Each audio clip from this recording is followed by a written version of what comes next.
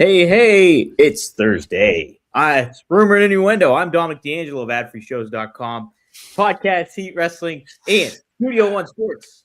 I'm with Mr. Robert Karplus, WE Creative_ish. Robert, man, Thursday, we got some TNA. Dude, I love that there was no way that you were going to get through that intro without screwing it up, and you started it right from the jump. Couldn't be happier to have you all joining us here today on a maximum carnage, dynamite, impact, all kinds of big announcements in the wrestling world. But before we get to that, we're going to say hi to the folks joining us. What's up? Who ready for Saturday night on Studio One Sports? Great place to start. So here's something fun, guys. Myself and Dominic D'Angelo, the guy next to me who's going day 2 on the Cosby sweaters here. We do this program every Monday through Friday at noon Eastern. Number one. Number 2, we text fairly frequently. We do. Last evening, I go on the Facebook gimmick because Verizon wasn't working, couldn't make a telephone call, didn't have 35 cents. The very first thing I see on Facebook is Dom posting about how Studio One Sports is going to be airing live wrestling. And that's how I find out this news. Not on a daily wrestling news podcast that I host with the guy. He doesn't tell me. He doesn't tell me on air, doesn't tell me off air. Hey, here's something really cool.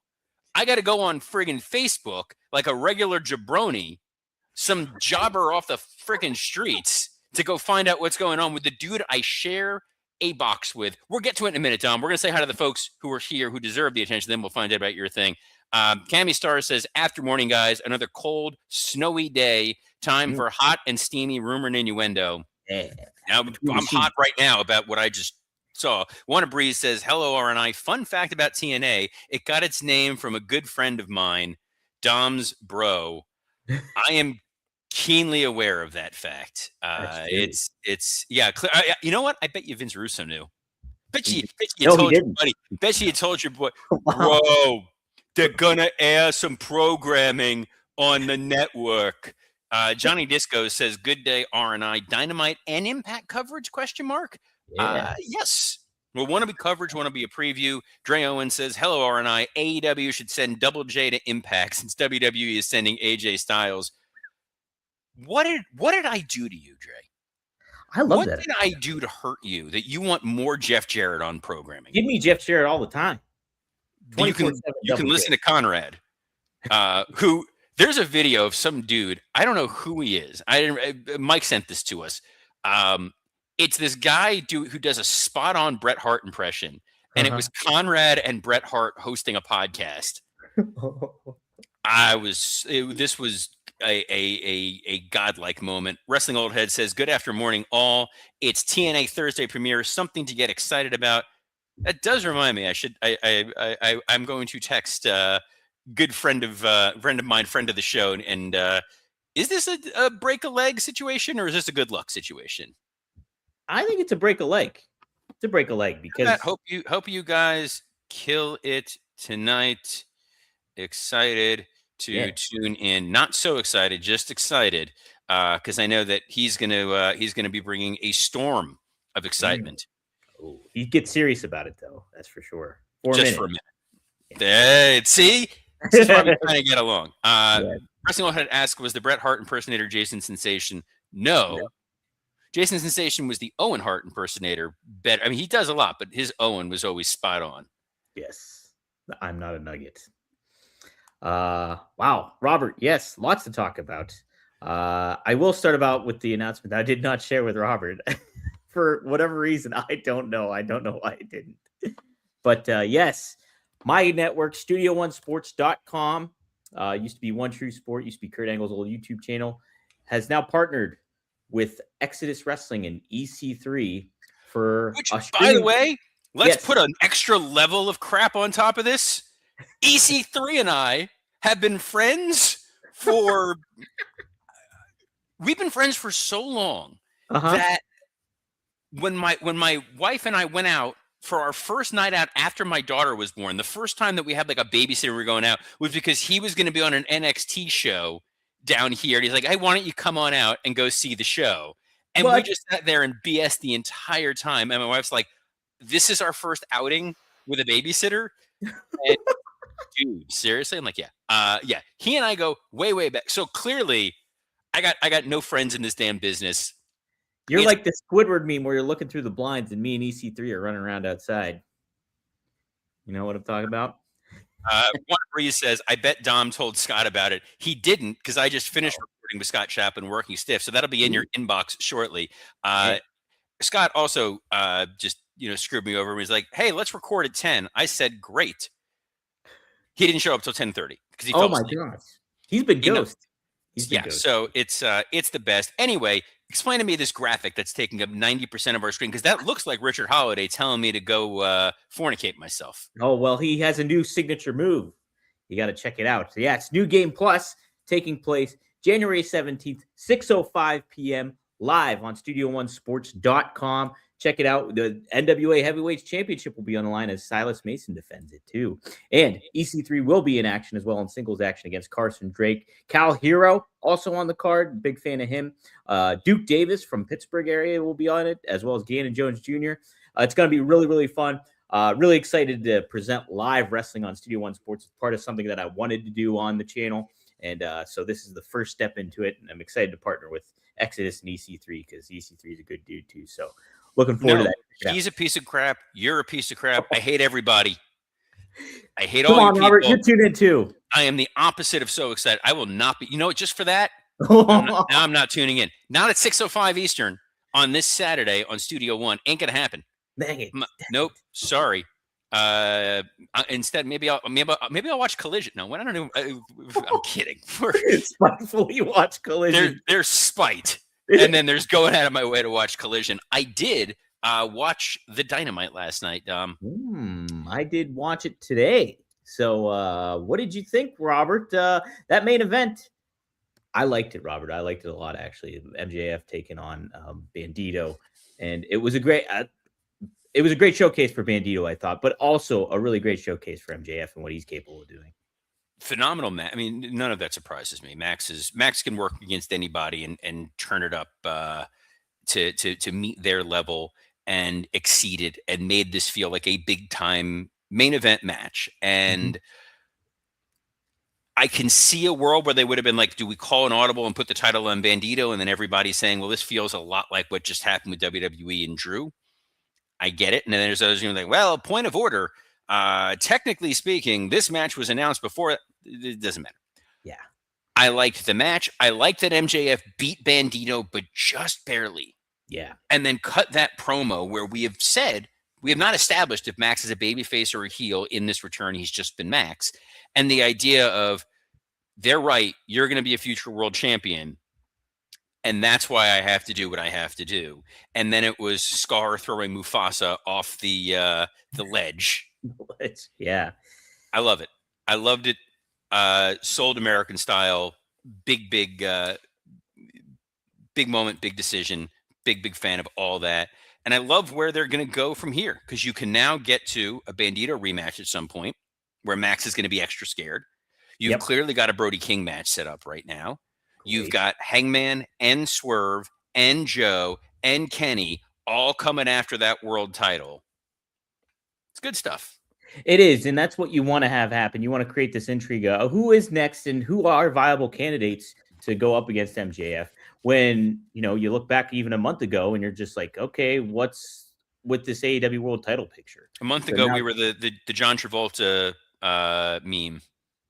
Where he's holding his quote. What's going on? What's going on here?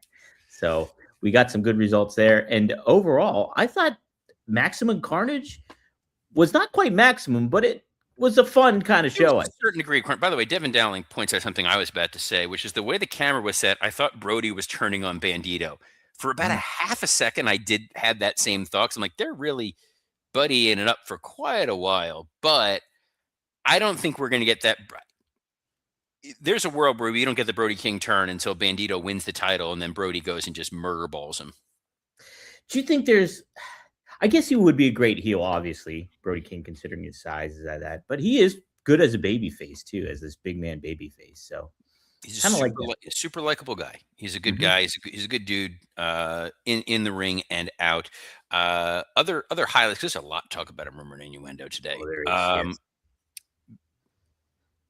What do you think Dynamite. about? Go ahead. Go ahead. Opening match, Darby and Pac.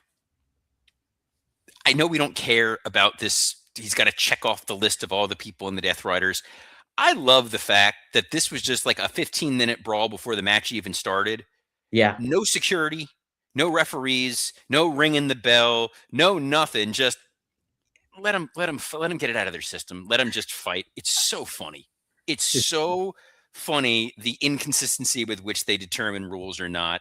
And then speaking of inconsistency, Pac, who we think is great, but is rarely on TV, the way that he lost with Darby putting the chair on his ankle and jumping on it and Pillmanizing him, and then tapping. I'm like, oh, good. Now Pac's going to be off TV for another 3 months. That's great. Yeah, that's I didn't even consider that. But what was that you just said? You just made a noise. That wasn't even a word. Like, has it happened?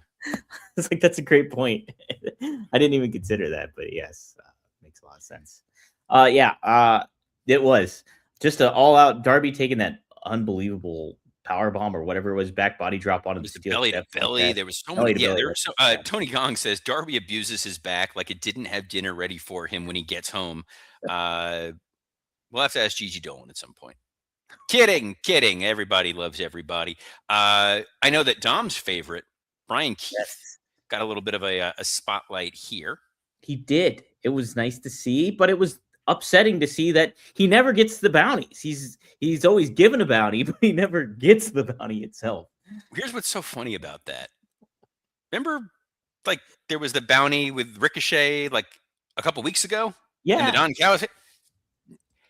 This is what this felt like. It kind of felt like Tony knows Chris Jericho is showing up on Raw like any minute. So he's like, I'm going to remind you people that these guys are better without him. So let's give them a spotlight. And obviously, when you have Big Bill, who's been over with this audience of late, and Brian Keith as an established tag team, the best thing to do with this established tag team on a show where there's a 4-way match to figure out the number one contender for this tag team titles is to have Brian Keith wrestle in a singles match against Hangman Adam Page to set up other angles that do not involve Brian Keith or Big Bill. Yes, yeah, just job them out and flavor of the week again for a villain of the week for Hangman Page or whoever. They put your babyface, insert babyface there. So yes, nice to see Brian Keith. Wish he would have been utilized better ultimately.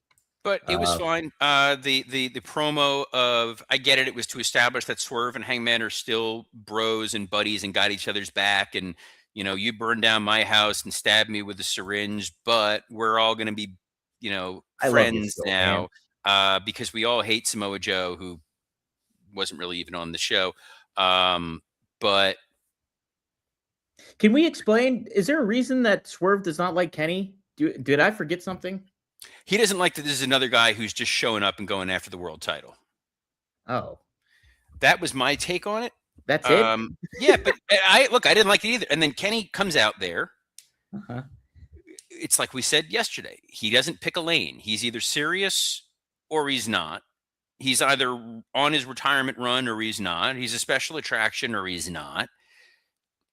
And now he's still back feuding with the Don Callis family. And now he's going to get revenge on Josh Alexander, who broke Kota Ibushi's leg 11 months ago at this point. I don't remember when it was. It was a while. I know it wasn't 11 months ago, but it was not that long ago. And it wasn't that far ago. The audience doesn't necessarily remember. I didn't remember. You got to love, even Excalibur didn't remember when he was trying to talk about how Don Callis will cost Kenny Omega the world title. You could totally hear Tony Khan in his ear, just muffled, yelling like, "That's not what happened. You got to correct it." And then they had to fix it. And it was. Let's move on from something illogical to something logical, which is the 4-way tag match to determine the number one contender for the FTR. Robert, you predicted this one hands down about what was going to happen. And anybody could, if you looked at it and you go, okay, there are 4 teams in this match. There's the Demand, who have been featured on TV week in, week out. They're big, scary monsters who are heels. Tag champs are heels, by the way. There's Davis and Doyle that just debuted together a week ago. No one really remembers even which ones they are. They're babyface. Right? There's they're heels who just debuted together. No history as a tag team. There's Jet Speed, plucky underdog baby faces, but we saw FTR face them a little while ago. And then there's the Young Bucks, who are now full on baby faces. They got the tassels, they got all the momentum. So of course you're going to go with Davis and Doyle. Right. Makes complete sense, doesn't it? Total sense. No notes. Absolutely perfect. Heel versus heel, FTR and Davis and Doyle, a main event anywhere in the country that is hosting a Collision. Dom, I'm gobsmacked, and I'm doubly gobsmacked because a friend of the show, Adam Goodman, sent me these acclaimed videos that they've been doing. Have you seen this? No, I have not. It's because remember the whole Tony Khan's forcing them to be together and work together. Wait, who's the Acclaim though? I don't even remember that. It's Max Caster and something Anthony Bowens. I don't know. He's got 7 nicknames. These vignettes are them setting up the ring, being forced to set up the ring, cleaning bathrooms, working the merch stand. Well shot, well produced, well written, well performed. You get a feel for why these guys are so dynamic together. It's funny, it's engaging, and you meant if this was on TV every week and then they went into this 4-way match and they win, makes all the sense in the world. So yeah, let's not put it on Dynamite. Yeah, I'm glad it's on my radar. It was probably on Collision. Probably, which you're tuning into on Saturday night instead of Exodus. Yeah, I'll be watching that instead of this damn Studio One nonsense. You know what I'd rather see? You know what I'd rather watch than your Studio One? I would rather watch a Triangle of Madness promo. They didn't give it to me this week. Instead, we had to watch them wrestle against the Babes of Wrath and Chris Statlander. And somehow, even on a match where there's 6 women competing, all I keep thinking is, okay, but where the hell is Jamie Hayter? Yeah. Where the hell is Mercedes Moné? Where the hell is Tony Storm? Where's Riho, for God's sake? Like, so many women just fall off the radar, and they all get stuffed into one segment. But they needed to make room because so Jet Speed didn't win the tag match because they're going to be teaming with Hangman Adam Page in a 6-man match against the Ops in what is clearly long-term booking and not a story we're going to get to right after we talk about Rumor and we're going to talk about Dynamite. Right. So we're going to put a pin in that just for a moment.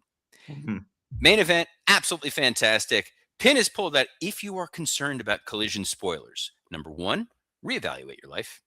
Number 2, plug your ears for the next 30 seconds. How? If you are Tony Marie Khan, yes, do you lose Hobbs? Hobbs's contract expired at midnight.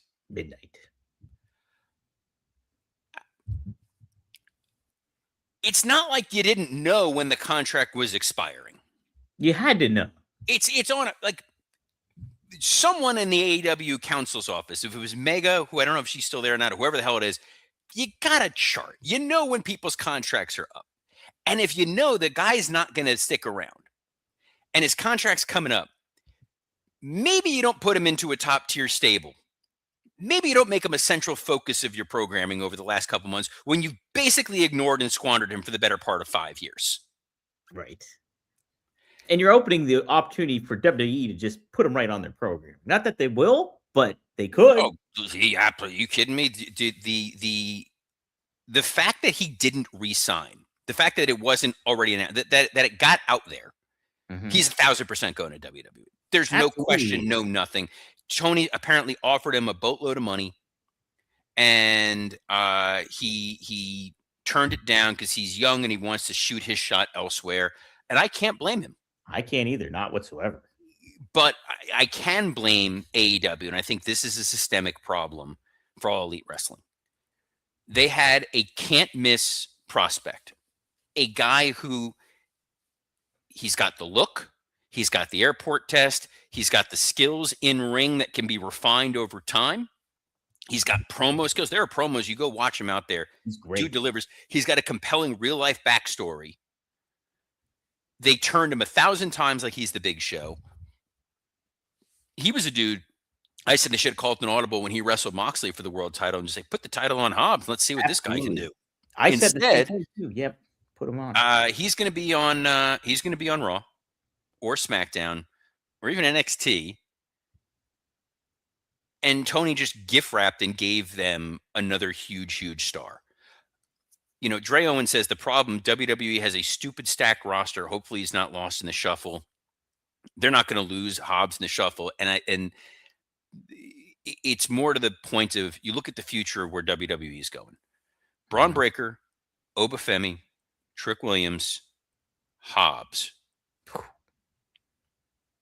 Monsters. That's your, I mean, and if they can figure out a way to make Austin Theory work, obviously Logan Paul is now signed to a contract, so he can be a legitimate star for the next several years. There are so many positions, and think of Carmelo Hayes coming into his own, Ilya Dragunov coming into his own. There are so many stars for the next 5 years. WWE is in a great position. Jacob Fatu is only 33 years old. I want to keep saying this over and over and over again. It's astonishing the level of Dominic Mysterio, the level of talent that they have in WWE, and that AEW has yet to prove that they can pluck someone out of obscurity and make them a star from scratch. Mm-hmm. You know, we talked about their AEW problem before, which was you debut with Kenny and the Bucks and Cody and Chris Jericho and Sting,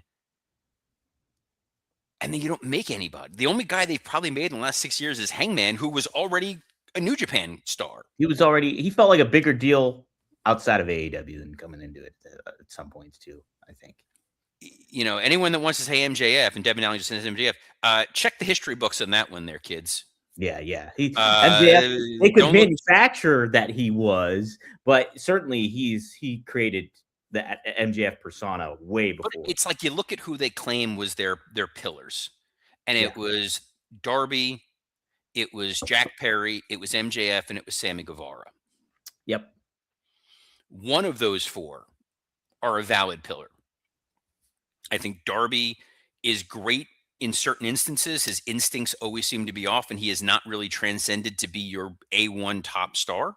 Mm-hmm. Sammy Guevara somehow has a job, but for the grace of God. And to some extent, same thing goes for Jack Perry, who's a dude who has proven that he is not the most logical and reliable guy out there.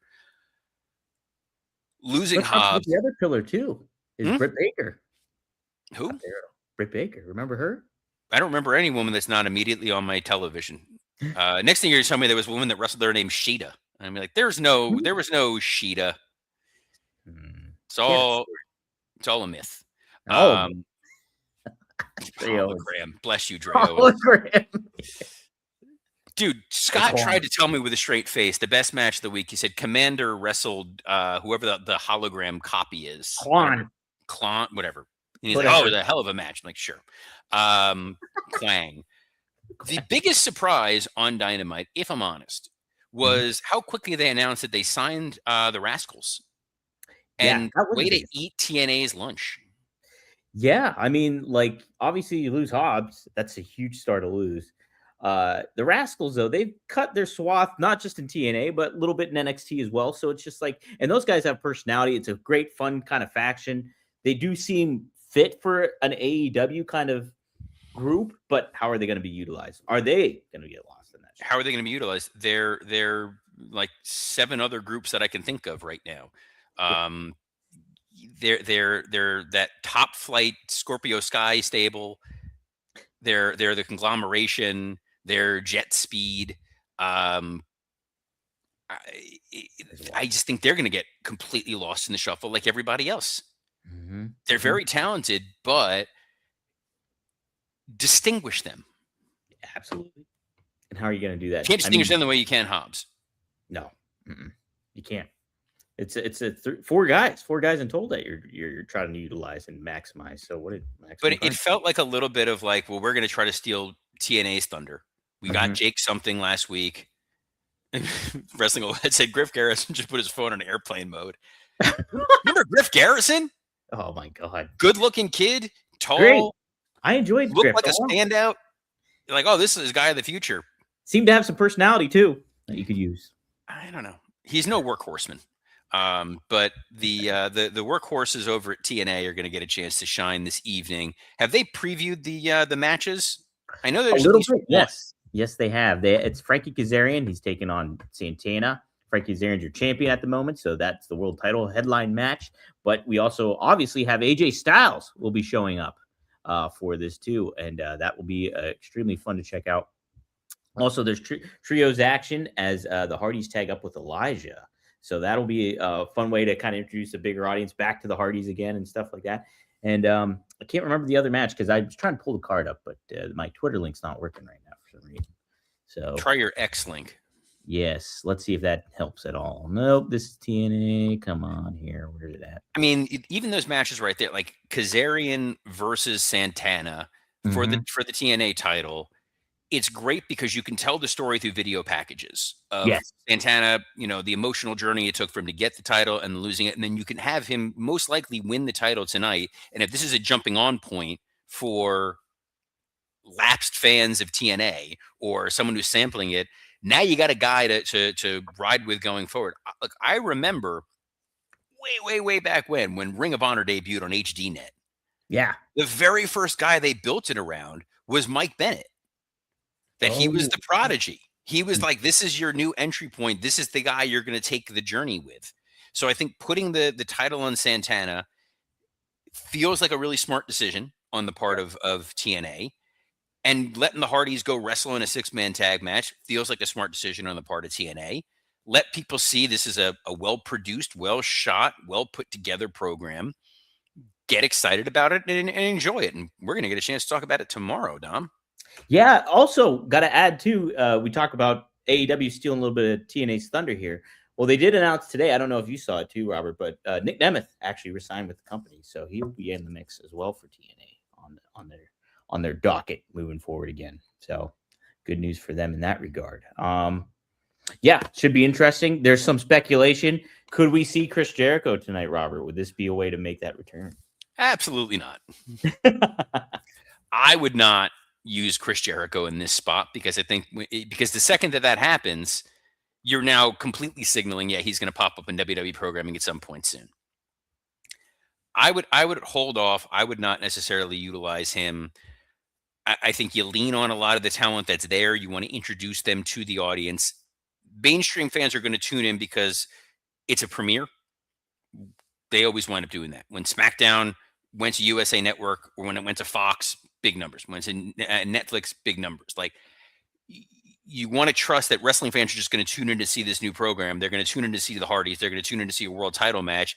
And then they're going to stick around and see what else there is. That was the John Cena theory for Saturday night's main event. It was tune in for this. And now people that watch that are like, oh, there's that Leon Slater kid. He was really damn good. Yeah. No. And if they really are excited, Bully Ray is going to be doing commentary in the main event. And if you're excited to see Bully Ray on commentary, you're probably excited for Collision. Wow. Well, I'm ready. I'm intrigued to see what they do, what format changes they might make or stylistic changes.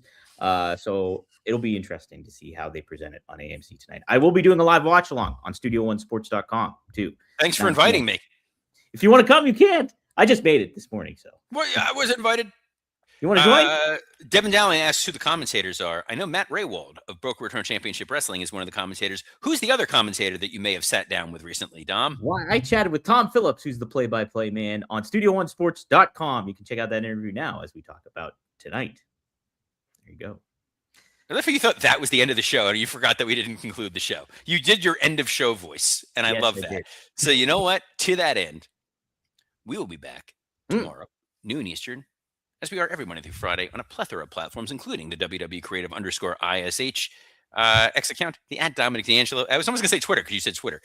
@Dominic D'Angelo X account, the @SE Scoops X account, and on YouTube on Rumor and Innuendo, Podcast Heat, and ad-free shows. So on behalf of the man who keeps kayfabing his co-host and forgetting to tell him things to promote, Dominic D'Angelo, I'm Robert Karpolis. Find something better to do this Saturday at 6:05 Eastern.